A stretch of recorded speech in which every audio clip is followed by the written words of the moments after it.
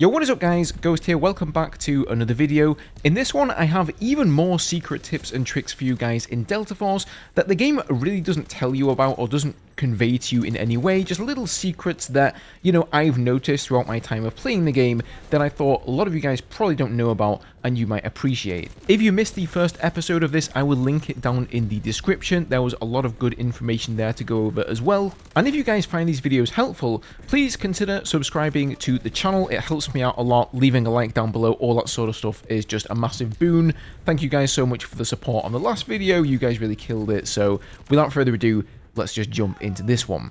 So, as we mentioned in the last video, you can cant your weapon if you have a laser sight on it, and you really lose very little accuracy. We went over this in much more detail during the first video, so if you guys want to know all about that, go and check that one. But many of you in the comments pointed out that if you have a laser on your weapon, it is a bit of a drawback, right? Because people are going to notice that, especially with the amount of smoke that you see in Delta Force, it's kind of going to give away your position. However, if you press Y on the keyboard, you can turn your laser off. And the difference this is going to make is that if you cant the weapon, the laser automatically turns itself back on again. So if you don't want to be giving away your position with the laser, obviously you can see by the reticle that you're losing just a little bit of hipfire accuracy there, but most of the time I would say, especially on an SMG like the SR3M here, that the hipfire on it already is pretty good. You don't really need it, but then once you cant, you get that laser and that accuracy back again. And just for anybody quickly saying, well, why would I want to cant my weapon anyway? Here is a bit of an example. We've got an LMG here, has a very long ADS time. As soon as you cant the weapon, the ADS time is drastically reduced, and the accuracy is not going to be quite as good as when you're ADSing with the sight, but damn near almost. Okay, next tip here is all about flashlights. Did you know that if you press the U key, you can actually use your flashlight to blind the enemy player? Now, each flashlight, as far as I can tell, only has one charge on there. I don't think they recharge over time. And this is completely new to me. Somebody dropped this one down in the comments of the last video, so shout out to them. But if you actually come in here and we put on more flashlights, and you've got to take the right kind, the ones here that say active flash blinding, so it's the Olight Odin S, and I believe there is the Flare tactical flashlight here. Let's go bang on one of those, and another one there.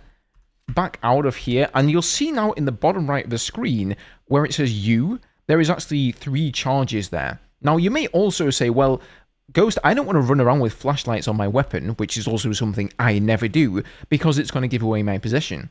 But if you have the flashlight off, you can still use the active flashing.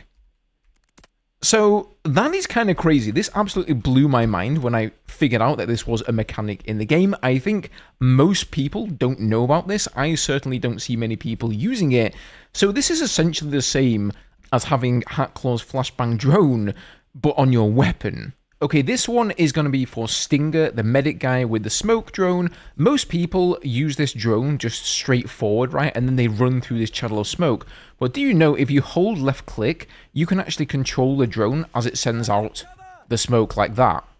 And now you can see we've got this huge curve going on, so you can also use this drone to create a blanket of smoke in front of your position. It doesn't just have to be used as a sort of smoke corridor to run down. Okay, next one is going to be a movement tip. Did you know that you can dive in Delta Force and end up prone on the ground like this? So all you are is sprinting around, hit your dive key, and you go prone. And one of the reasons you may not have known that this is in the game is that I believe it is unbound as default. So if you come into the options here, go to keyboard and mouse, go to controls and combat, scroll down a little bit here. Have I gone past it, I think, there? There it is. Dive only. This you have to set to a keybind. This was just a little dash for me, and the reason is because they added it to the game with Season 2, so it didn't have a default keybind to begin with. I have no idea why they haven't given it one. I've put it on my second mouse button because my first mouse button, I like to use that to cant my weapon. And this is definitely a pretty cheesy maneuver. If you see somebody just go prone on the floor super quick, this is most likely what they're doing. It can be a decent thing to do around corners, especially if there's a lot of smoke. It will get you some kills. But yeah, I'm not a big fan of it. I don't really know why they added it to the game, but it is in the game, and so I suppose you should utilize it if you want to play to the best of your ability. Okay, the next little trick here is that if you get stuck with Luna's Volt arrow, that's the electrical arrow, the one that everybody hates, well, I guess most people hate the scanning one, but I digress, you can actually remove it by holding the H key on the keyboard. So if you've ever played against Toxic, and pretty much everybody has, she sends out these little flying drones, and you get a prompt on screen telling you to remove it with H. You can do the same thing to the Luna Volt arrow if it's stuck in you, and if you don't do this, you will die to the damage. There's not really anything you can do about it, but you have to be incredibly quick holding H to get it off of you. Now, if I had some footage of this, I would show you guys. Unfortunately, I played a few games. I tried to put myself in a situation where I would get hit by the Volt arrow so I could actually capture it and show you guys. It just didn't happen, and at that point I thought, okay, I can't, go on trying to capture this, so just believe me, okay, if you get hit by the arrow, instantly hit H on the keyboard, and remember, you can rebind this if you would prefer, and that should remove it and save your life. And the last one here is that any class in the game can press 6 on the keyboard to bring up their fortifications box, and you can build a myriad of different things from sandbags to weapon emplacements. I believe this only works on attack defend. I haven't really seen this on King of the Hill, but I might be wrong about that. And basically all you do is run up to one of these outlines, hold left mouse click, and wait until it's done.